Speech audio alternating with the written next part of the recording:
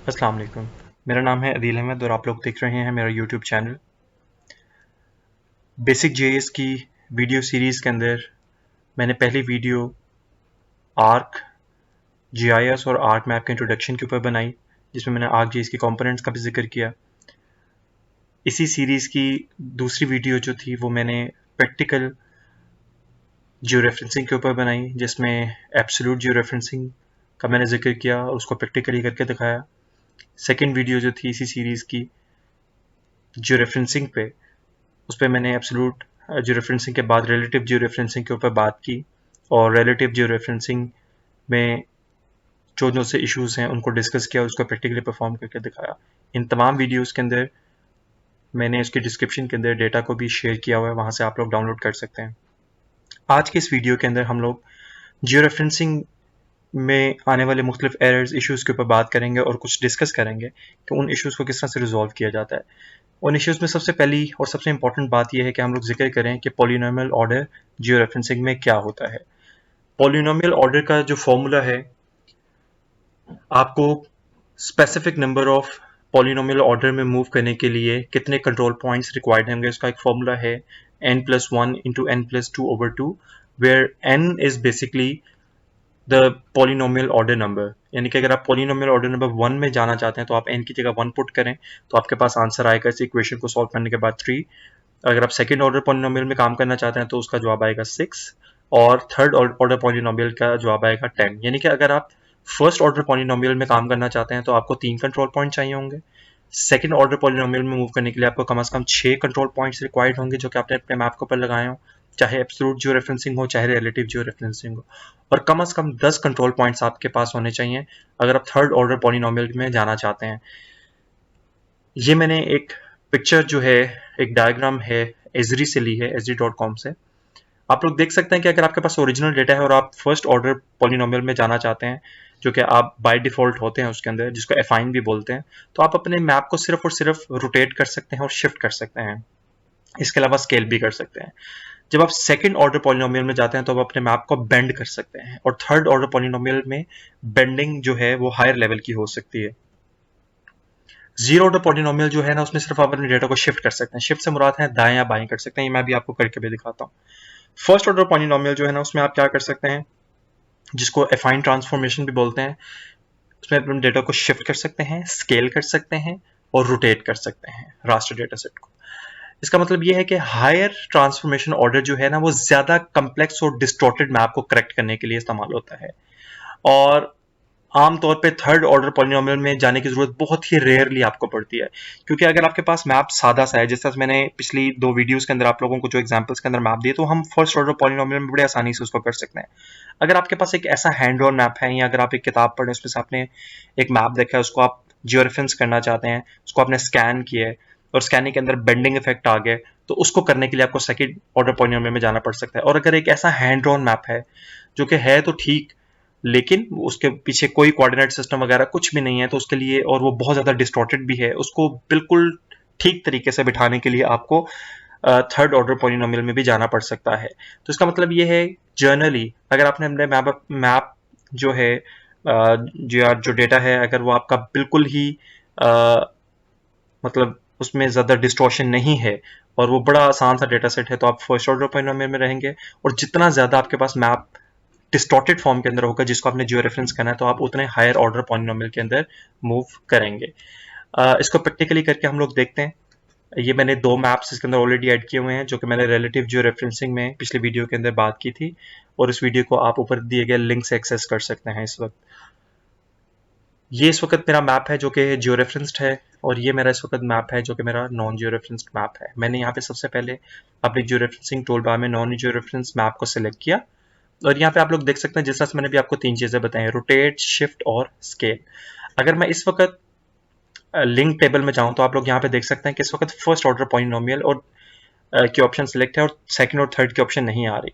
उसकी वजह मैंने अभी आपको बताई कि हमारे पास कंट्रोल पॉइंट्स जब बिल्कुल भी ना हो तो आप जीरो या फर्स्ट ऑर्डर पॉलिनोमियल में होते हैं, और अगर आपके पास 6 हो तो आप सेकंड की ऑप्शन यहाँ पर आ जाएगी, अगर 10 होंगे तो थर्ड की ऑप्शन आ जाएगी। आप फर्स्ट से एग्जैक्टली या डायरेक्टली थर्ड ऑर्डर पॉलिनोमियल में भी मूव कर सकते हैं। तो यहाँ पे आप लोग देख सकते हैं कि इसको अगर मैंने रोटेट करना है तो ये मेरा रास्टर, याद रखिए कि यहाँ पे जो रास्टर सेलेक्ट होगा वही रोटेट होगा। आमतौर पे गलती होती है, यहाँ पे हमने गलत रास्टर को सिलेक्ट किया होता है। तो इसको मैं देखिए रोटेट कर सकता हूँ। शिफ्ट से क्या मुराद है, इसको दाएं बाएं कर सकता हूँ। अच्छा, ये दाएं बाएं विजुअली नहीं हो रहा बल्कि इसके कोऑर्डिनेट्स चेंज हो रहे हैं। यहाँ से आप देख सकते हैं कि इसके कोऑर्डिनेट शिफ्ट कर रहा हूँ मैं बेसिकली।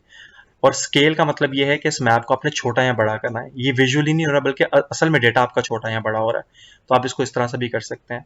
तो मैं इसको रोटेट करके इसकी अपनी असल हालत के अंदर लेके आता हूँ। ये उस फॉर्म में आ गया। अब मैं अपने जियो रेफरेंस मैप के ऊपर जाता हूँ। यहाँ पर एक इस टूल बार के अंदर, इस टूल बार को जो कि मैंने डिटेल के अंदर डिस्कस नहीं किया पिछले वीडियोस के अंदर, और ये वीडियो का मकसद ही ये है कि इस टूल बार और इस इश्यूज को डिस्कस किया जाए, इनके इश्यूज को डिस्कस किया जाए। यहाँ पे आप लोग देख सकते हैं कि अगर मैंने क्लिक किया है यहाँ पर कि फिट टू डिस्प्ले, यानी कि इस मैप जो है, जो मेरा जो नॉन जियो रेफरेंस मैप है, अगर मैं इस जियो रेफरेंस मैप के ऊपर उसको फिट करना चाहता हूँ, यानी कि वहां से वो उठ के इसके ऊपर आ जाए, तो मैं यहाँ पे क्लिक करूंगा, फिट टू डिस्प्ले करूंगा। अब आप लोग देख सकते हैं अगर मैं इसको ऑन ऑफ करूं तो ये मैप इसके ऊपर आ चुका है, लेकिन एग्जैक्टली अपने कोऑर्डिनेट्स के ऊपर नहीं आया।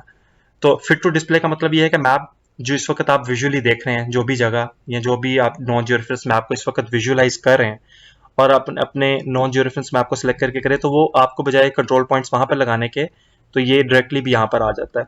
अब मैं इसको प्रॉपर्टीज में जाके, इसके डिस्प्ले में जाके मैं इसको ट्रांसपेरेंसी दे देता हूँ 50%। अब आप लोग देख सकते हैं दोनों मैप्स आपको नजर आ रहे हैं, और यहाँ पर जाके आप यहाँ पे आप कंट्रोल पॉइंट्स लगाना स्टार्ट कर सकते हैं। अगर आपने यहाँ पे कंट्रोल पॉइंट लगाया है, और ये देखिए यहाँ पर आप ऑटो एडजस्ट का मतलब ये है कि अगर ये आप देखिएगा कि ऑटो एडजस्ट में क्या होता है, ये मैंने एक कंट्रोल पॉइंट यहाँ से उठा के यहाँ पे लगाया, तो ये देखिए ऑन द फ्लाई जो है आपकी जो रेफरेंसिंग परफॉर्म हो रही है। अगर मैं इसको ऑटो एडजस्ट को ऑफ कर देता हूँ और मैं इसके ऊपर कंट्रोल पॉइंट्स को अप्लाई करता हूँ, for example this point should be here, इसी तरह से ये वाला पॉइंट यहाँ पर होना चाहिए, ये वाला corner it should be here, और इसके अलावा ये वाला जो है इसको यहाँ पर होना चाहिए। अब आप लोग इस वक्त देख सकते हैं कि मैं जैसे ही लिंक टेबल में गया हूँ तो इस सेकंड ऑर्डर पॉलिनोमियल इस वक्त, और इसके अलावा और भी ट्रांसफॉर्मेशन अप्रोचेज हैं जो कि यहाँ पर इस वक्त ऑन हो चुके हैं। ये पहले ऑन नहीं थी, क्यों? क्योंकि मेरे 6 पॉइंट्स हो चुके हैं, and 6 are the minimum number of control point that you need to transform your data from first to second order polynomial. अब यहाँ पर मैं इस पॉइंट को यहाँ पर अप्लाई करता हूँ। अब आप देखिएगा मैं ऑटो एडजस्ट के ऑप्शन ऑन करूंगा तो अब ये डेटा अपने डेटा के ऊपर आ गया है, नॉन जियो रेफरेंस मैप के ऊपर आ गया है। तो आमतौर पे हम इसको ऑफ रखते हैं और आखिर में जाके इसको ऑन करते हैं ताकि एक ही बार आपका मैप जो है उसके ऊपर आ सके। अब आप ये देख सकते हैं कि मैंने इसके ऊपर फर्स्ट ऑर्डर अप्लाई किए। अगर मैं इसके ऊपर सेकंड ऑर्डर अप्लाई करता हूँ तो इसको जरा मैंने जूम किया, इसको जरा गौर से देखिएगा कि जैसे ही मैं सेकंड ऑर्डर पॉलिनोमियल में गया हूँ तो देखिए कि मैप जो है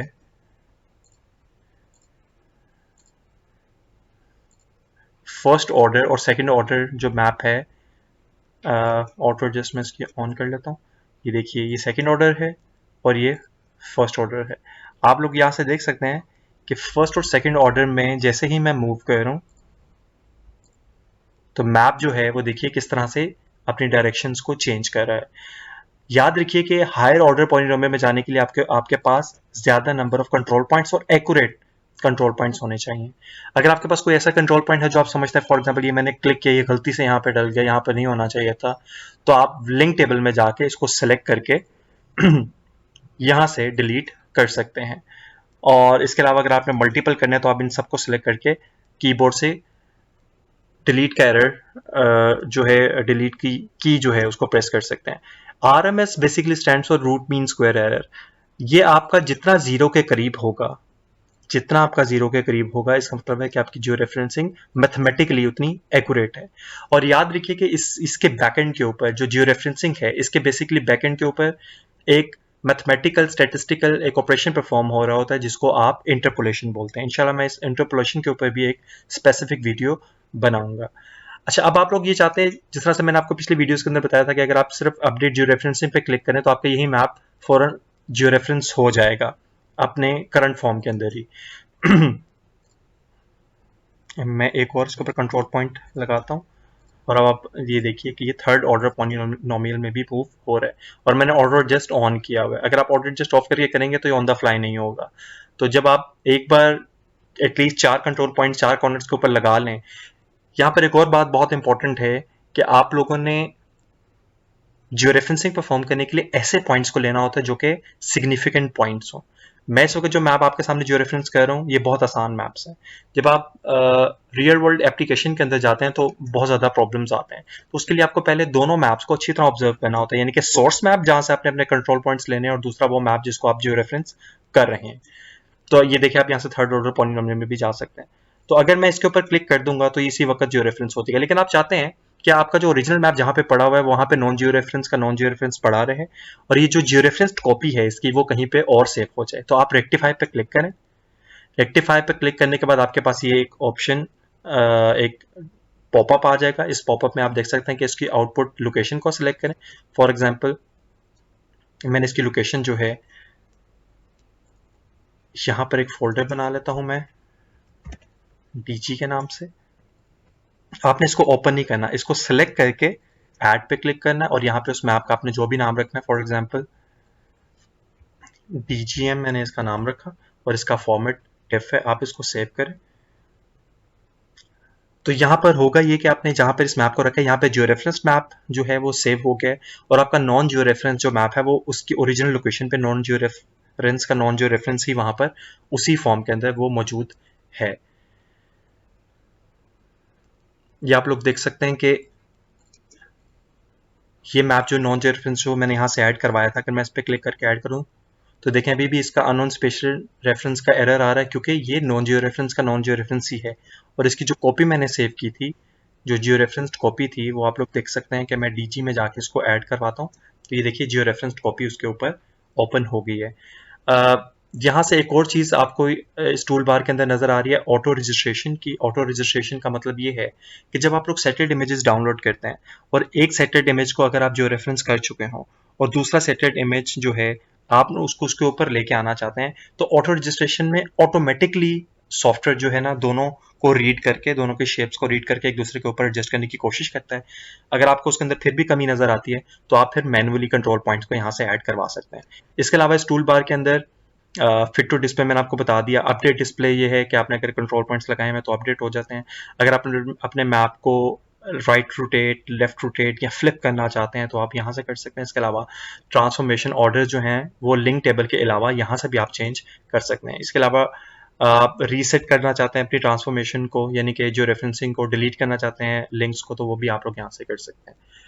तो ये मैक्सिमम इन्फॉर्मेशन थी जो रेफरेंसिंग से मुतालिक। अगर आप लोग इसके बारे में मजीद रीड करना चाहते हैं तो मैं आप लोगों को रेकमेंड करूँगा कि आप लोग esri.com वेबसाइट पे जाके इसके मुतालिक मजीद मालूमात जो है वो ले सकते हैं। आई होप कि आप लोगों को ये वीडियो मेरी पसंद आई होगी। इंशाल्लाह मैं एक नई प्लेलिस्ट का आगाज़ कर रहा हूँ जिसमें मैं स्पेशल प्लेस के नाम से बनाऊँगा कि हम लोग डेटा के साथ प्ले करके मुख्तलिफ़ किस्म के एनिमेशन जो हम डेटा के ऊपर बना सकते हैं वो किस तरह से, लेकिन वो सिर्फ विजुअली फ़िलहाल होगी। पाकिस्तान के मुख्तलिफ शहरों के ऊपर, जिस तरह से 1984 से लेकर 2020 तक एक शहर किस तरह से ट्रांसफॉर्म हुआ, इस तरह की स्मॉल वीडियोस जो हैं वो इंशाल्लाह मैं स्टार्ट करूँगा अपने आने वाली वीडियोस के अंदर। Thank you so much.